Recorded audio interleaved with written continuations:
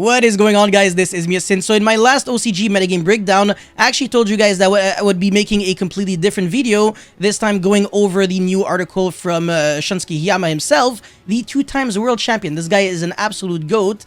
And speaking of GOATs, shoutouts to the other GOAT, Akira and Road of the King, for always providing insanely bomb, beautiful articles. So before this video starts, make sure you like and subscribe, and also check me out on Twitch and Instagram. And with that being said, let's jump right into it. And of course, you can actually find his deck list and article here in Road of the King, so the link will be in the description box below. And by clicking on this, you can actually find this poorly translated, not gonna lie, poorly translated from Japanese to English. Thanks to Google Translate, it was absolute dog shit. So I really have to bear with me because I won't be reading everything word by word, obviously. The translation for a bunch of things are completely messed up.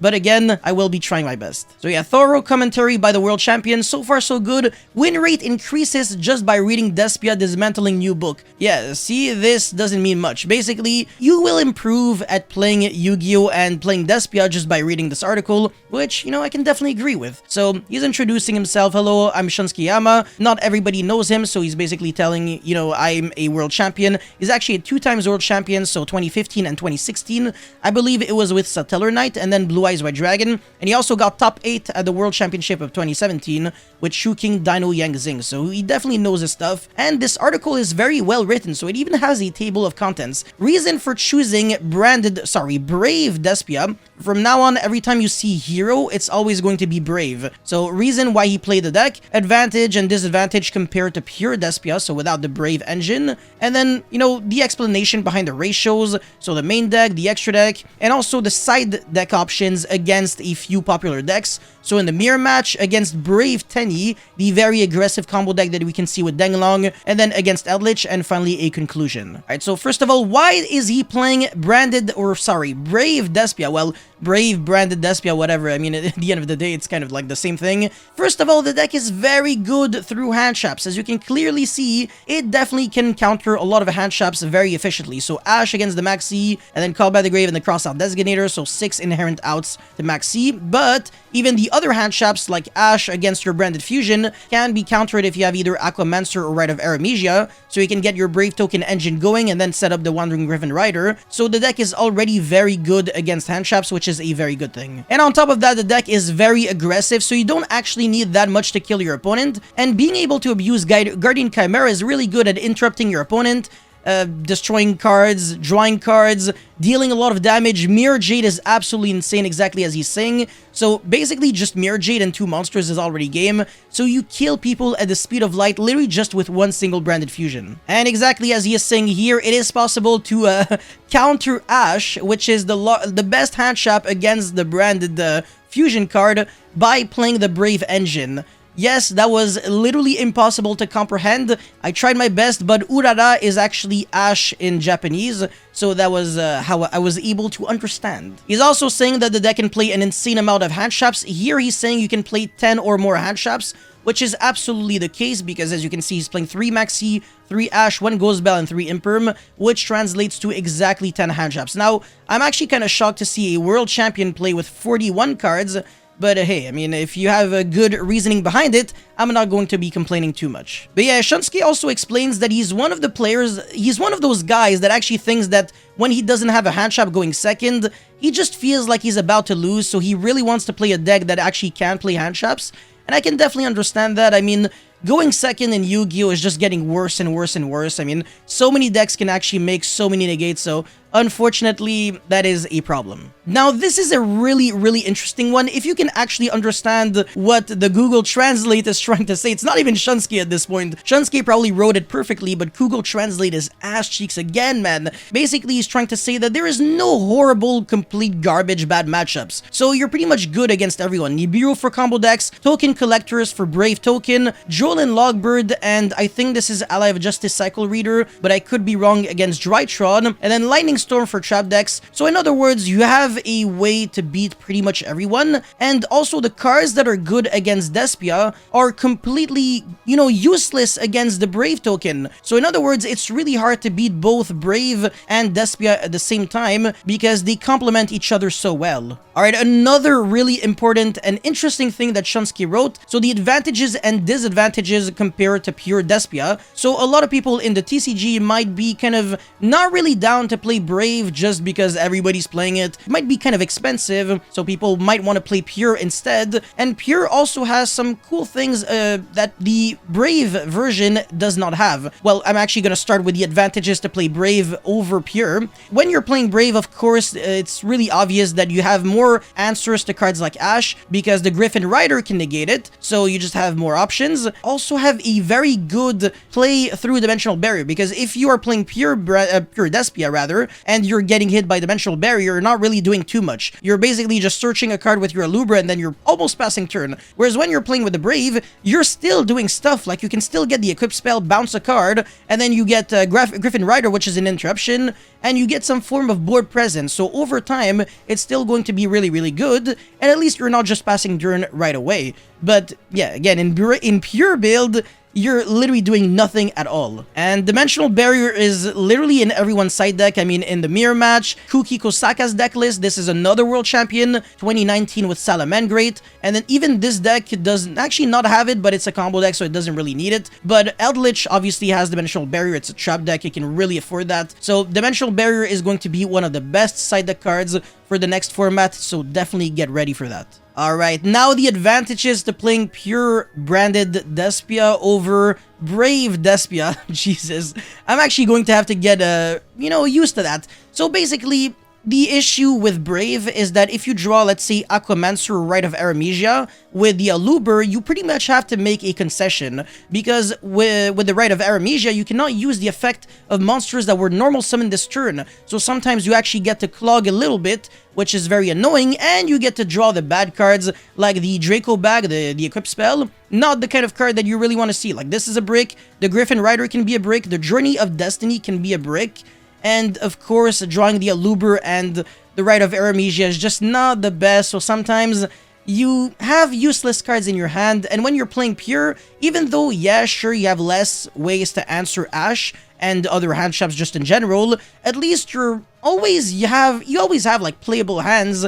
Well, literally almost every single card in your hand will be playable. It's just that if you get hit by an Ash on your branded fusion, there is nothing that you can do about it. You cannot use another one that turn. And it's really not like you could say that Aluber bait the Ash, because that's just not the case. Nobody would ever be stupid enough to Ash an Aluber. That makes zero freaking sense. People would just let it resolve and then hold the Ash for the branded fusion, so that way you cannot get to foolish cards, summon your monster, and then summon another monster. Alright, so again, we have Shunsuke Hiyama's deck list again, 41 cards, main deck, extra deck, side deck, but nothing new. We actually saw that from the Road of the King article. You already know that. And then now he's actually explaining the ratios, well, rather the explanation behind every single card. This guy is absolutely crazy, man. This is very interesting. Shunsuke is explaining why almost everybody is playing exactly 2 copies of Aluber. So first of all, of course, I already explained that it does clog and conflict with Rite of Aramesia, because you can only really choose one of the two.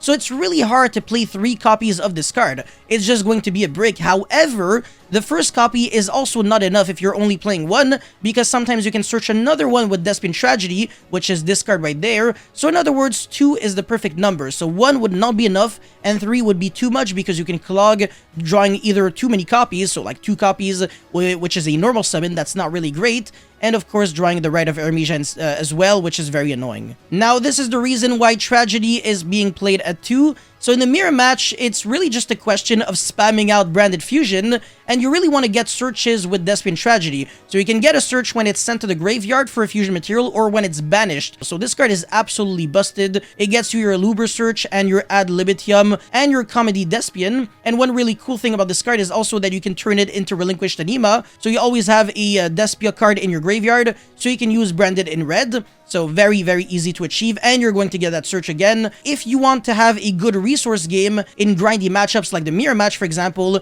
and you want to summon several fusion monsters, you absolutely have to play 2 copies of this card. But again, 3 would just be way too much. And remember that this card gets its effect when it's sent to the graveyard as a card effect. Rather, it's not actually when it's used as a fusion material, just sent to the graveyard or banished by a card effect. So in other words, if you use the branded opening, this quick play spell card, which doesn't discard for cost, it sends as as a part of the effect, you're going to be able to search that way, which is really awesome. Now, the Despian comedy, I already kind of explained it, but basically it's a way that you can play around hand traps. So let's say your fusion monster, I think it's Albur, if it gets like Veilored, you can use this effect from the hand and then protect it, and then in the graveyard, it gets Veilored again or something like that, while the Aluber would get Veilored, and then you would protect it from the hand, so it kind of acts as a Soravis in the hand. And in the graveyard, quick effect, you can tribute to one fusion monster, revive back the comedy from your graveyard. So in other words, you can dodge Veilor like twice, which is pretty sick. So that's the reason why people aren't really playing Veilor. The reason why they're playing Imperm is that you can draw it for turn, and you can get it off of Product Prosperity, but Veilor is nowhere near the power level of Imperm. There is sometimes absolutely nothing to Veilor at all in the mirror match,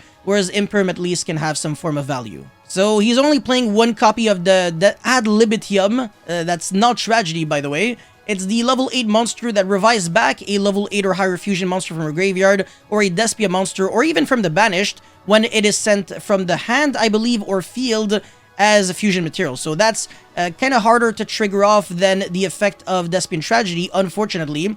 But it's still a pretty good card. It can get you back some resources like Mirror Jade from the graveyard or from the Banished, which is a very, very good card. I mean, it banishes without targeting. The card is absolutely insane. I'm referring to this card right there, by the way. This is the Mirror Jade. So yeah, very cool card, but you don't really need to play more than one because it would become way too bricky. Alright, so this was really hard to comprehend, but basically only one copy of Fallen of Albaz is being played. This is a massive Garnet. Like, you don't want to see this card ever. It's technically Attack at Tumborg, but it's not the kind of card that you want to see in your hand. So the bare minimum is being played. Now, if you get stopped on the Lubellion effect to shuffle it back into the deck, one really annoying thing is that you will not be able to use a second branded fusion, so you really have to be careful and find ways to shuffle this back into the deck so you can resolve more copies of the fusion spell. Only one single copy of Veilor is being played. It kind of sucks against a lot of decks, and you really play it just because it's a light attribute, so you can, I guess, make Albion, but that's about it. This was literally the most funny thing I've ever read in my entire life. But yeah, look at this. 2 cards are used because the branded fusion cannot be activated or the cover may cause a hand accident. Oh my god. So basically what this means is that you actually want to play this card at 2 because it's a backup plan when your branded fusion cannot resolve because you do not have Fallen of Albaz in your deck. But sometimes it can actually make your hand a little worse if you play like way too many and you can't really get stuff in your grave. Alright, so Shunsuke is a man of culture. He already knows how to abuse the living pancake of quick play spell cards like Branded Opening. So when you use a card like Branded Opening in the draw phase or standby phase, you play around Jolin Logbird but also affect Veilor, and you special summon the Aluber, search Branded Fusion. So another reason why Effect Veilor is so ass compared to Imperm, your opponent can literally just summon the Aluber during the freaking standby phase, which is very bait. And on top of that, this is not enough. You can also use this card even when you have Rite of Aramesia and Aquamancer of the Sanctuary. So this card is absolutely never a brick, unlike Aluber. Shunsuke is playing 3 Pot of Prosperity because he absolutely wants to see it in the opening hand. For him, the restrictions are completely irrelevant because he's not really trying to draw cards, and I guess it could be an Ash bait. Alright, so this is very interesting, but Shunsuke is playing Masquerade. Well, he's not the only one who's playing this card, obviously. Every single Despia player is playing this card, and you can put your opponent in like a checkmate position if you can deal enough damage to the point where he has to win with like 1 card. So literally nobody can, you know, grind after having to face like 2 copies of this card. You have to pay 600 life points in order to use a single card or effect, which is insanity. That this is like slightly worse than Red Ice Flare Metal Dragon, the rank 7 Xyz monster. So if you can deal the 1800 damage from Aluber, the level 4 monster, with a 25 from Albion, which is the fusion monster that summons the Masquerade, and the Masquerade itself at 2500 attack, that's already a whopping 6800. So your opponent has 1200 left. So if he uses 2 effects, he immediately loses the game. So in other words, he can only win using 1 effect, so he would have to go like Dark Ruler no more and then combo off, but I mean, you can still play because you only really had to expend 1 single card to do all that. Yeah, I mean, even though it's not a negate, if you actually summon 2 copies of this card going first, there is a world in which your opponent immediately loses because some decks just need too many effects to play. Like, sometimes you can actually legitimately make no negates, 2 or even 1 copy of this card, and your opponent can play a tier 0 deck and still lose, and have to commit to like a shitty play, like go into battle phase right away just to clear this card, and then play on main phase 2 and do something even worse. Now I'm going to go over the other cards very fast, but Brave Despia, that's used to be a card that was really a super poly target, but you can actually make this. And this is not like Skill Drain where it negates the continuous effects, only the activated effects, so keep that in mind. And then the Queratis or whatever, it's also kind of like a super poly-esque target, so Fallen of Albaz, etc. Yeah, you can get rid of cards with this. It's pretty cool. And then Relinquish Tanima, I'll re-explain this, but the Despian Tragedy and Comedy can turn into this. And then you can use Branded in Red, make the Guardian Chimera. So use the card that you recycled back from the hand, as well as the Relinquish Tanima, and literally just another card. So either draw 2, pop 1, or draw 1, pop 2. Very, very cool. And then, of course, you're getting the Surge from Despian Tragedy. So it just makes your bad hands infinitely better. And it's much better than Linkuriboh. Of course, Linkuriboh just doesn't really do much. Titanic Lad, that gets you just floats on end phase, even though it's only like just one monster, which is Fallen of Albaz. Not the best, but it is still a Fallen of Albaz target, which is relevant. I actually completely forgot what that was, but I don't really care. This is the important thing, actually playing against the mirror match and the other matchups. This is very interesting, but Shunsuke is saying that basically the first player to summon Mirror Jade almost has the game, because you'll be able to use its effect to banish cards your opponent controls. Obviously, we know that, but also you'll be getting a Foolish into the graveyard, which gets you ridiculous advantage over time. And on top of that, this card has a really annoying end phase effect that destroys every single monster your opponent controls on end phase. So if you are able to summon your own Mirror Jade before your opponent, then your opponent will have to pass turn on like no monsters, and then by the time you get to your turn, you're pretty much guaranteed to kill your opponent, which is pretty much insanity. And he's also saying that even though sometimes it might look like there is no way you win because you're a turn behind, there are still some ways you can actually still come back. Now I think Shunsuke is trying to talk about the Branded Exile trap card here, which you can actually access with the graveyard effect of the Albur rather, which is very interesting because it acts as a Monster Reborn and also a Super Poly. So if you confuse using your opponent's Mirror Jade, that's one way to clear the board, and also you make your own interruption, which is insanity, so that's one way to do it. And then Fusion plus Rite of Aramesia. So again, if you can bounce back the opponent's Mirror Jade, it will not get the in-phase effect to destroy everything, because cards cannot trigger in private knowledge locations. So when they're banished face down, return back to the main deck, or return back to the extra deck. That was the ruling with, I think, Elemental Hero, or rather Masked Hero, Absolute Zero. I forgot, I actually think it's an Elemental Hero, but whatever, you get the point. So, yeah, there's a few ways to play going second, and going first, if you can set up the Despian Tragedy, you get ridiculous advantage that allows you to have pretty much a 100% chance to win on your follow-up turn. Now, literally everything here is absolutely unintelligible. Oh my god, my English sucks. Yeah, very, very freaking impossible to understand because of Google Translate. Again, Shunsuke did an extremely good job at writing this for the most part. It's just that, yeah, I mean, Japanese is just too complicated, I guess.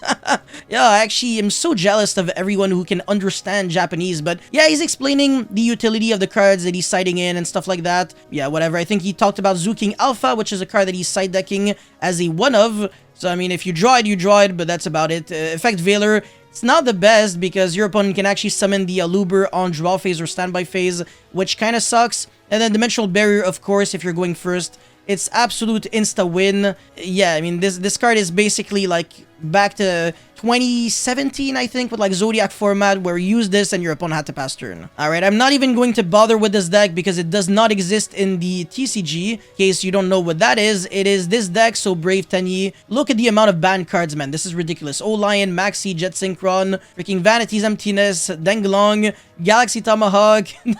Absolutely ridiculous, so hell no, we're not reading this. Let's get into the third and final matchup, which is Eldritch. So Shunsuke is basically saying that the matchup against Eldritch is ridiculously easy. Well, it at least should be easy because Mirror Jade is extremely valuable. You get a lot of advantage over time, and also the Brave Engine is unfair against trap decks. Remember, the amount of pressure you're applying is absurd. Like, you're getting an Omni Negate, which you can get back again because the Journey of Destiny stays there, and then you get to bounce back cards with the Equip spell. So even if you're under Skill Drain, it really just isn't the end of the world. You can actually clear Skill Drain. So Eldritch doesn't really have that many insta-win conditions against the deck, and also there can only be one and stuff like that.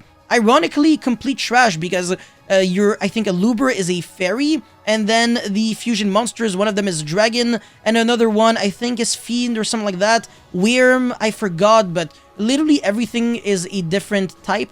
So I guess you lose to rivalry, maybe goes and match, but you don't lose to Tikaboo. Yeah, if you can go first against the deck, it's basically a guarantee that you win, but even going second, you can actually break apart the board, exactly as he's saying, by bouncing back cards, using the Brave token. It's just that good going second. Now, I really like what Shunsuke is saying here. Basically, when you're going first in game 2 and 3, so maybe after losing a game 2 or game 1, whatever, it is really important to not just explode and overcommit to your board and just make negates as if you were playing a combo deck. You have to do the bare minimum just to like get resources to avoid losing to Lava Golem, because that is a card that Eldritch players do side deck, and Eldritch is one of the most popular decks, and it will be in the TCG as well, with Skill Drain being at 3, and Lava Golem just being very good in general, because people are not trying to side in the hand traps whatsoever. So if your opening turn 1 can be very minimalistic, you should be definitely fine against the deck. Yeah, so if you have a card like Ash, which is a decent hand trap against Eldritch, you can either negate Pot of Extravagance or Pot of Prosperity, as he's saying in the first paragraph. Don't bother reading the freaking thing from Google Translate. I know it sucks. And you can also negate Elixir Scarlet Sanguine, which is relevant if your opponent doesn't have Black Awakening, for example, in order to summon the Golden Lord. So if your opponent drew Conquistador or Haquero, it'll do absolutely nothing if you can Ash the Scarlet Sanguine. Now, Infinite Impermanence, ironically, is much better than Valor against Eldritch, because you don't really care about negating your opponent's monster effect. Obviously, it does nothing, because Eldritch doesn't have an effect on the field, but it can negate spells and traps. So if you know for a fact that your opponent has a very dangerous trap card, you can set it in the same column, so you don't set it turn 1. Very important. You actually keep it in your hand, and then after your opponent sets a bunch of cards, then you set it, and then the next turn when you get to play, you flip it, and then you get to play. I repeated myself twice. Wow, I'm actually so freaking stupid. Anyways, so side deck, this is the side inside out. Very interesting, man. I really like this. He's siding in 2 Twin Twister, 1 Harpy's Feather Duster. What the frick is this? I mean, we're actually going to have to read. Yeah, Lightning Storm, Duster. Probably not the Dark Hole and Tactics. Definitely not Red Reboot. That's a really good one. I don't know what the frick is this. Oh, actually, sorry. That's the wrong freaking deck. Oh my god. Alright, yeah. Duster, Lightning Storm. That's about it. I mean, if this is really from Shunsuke's side deck. But yeah, I mean, I don't know why he's saying Twin Twister if he doesn't have it in here. I guess this must have been a slightly different side deck, but whatever. I mean, you just gotta love the Google Translate sometimes. Infinite Bubble Shadow and Eradication Missionary. What in the actual flying frick? But yeah, I mean, if you resolve Harpy's Feather Duster or Twin Twister, you basically win the game. So, Eldritch is free, whatever, everything is free, branded the Brave Despia best deck. This was absolutely freaking fantastic. Thank you so much, Shunsuke, for this sick-ass article, and thank you guys for watching this video. Don't forget to like and subscribe. I'll see you guys very soon. Peace.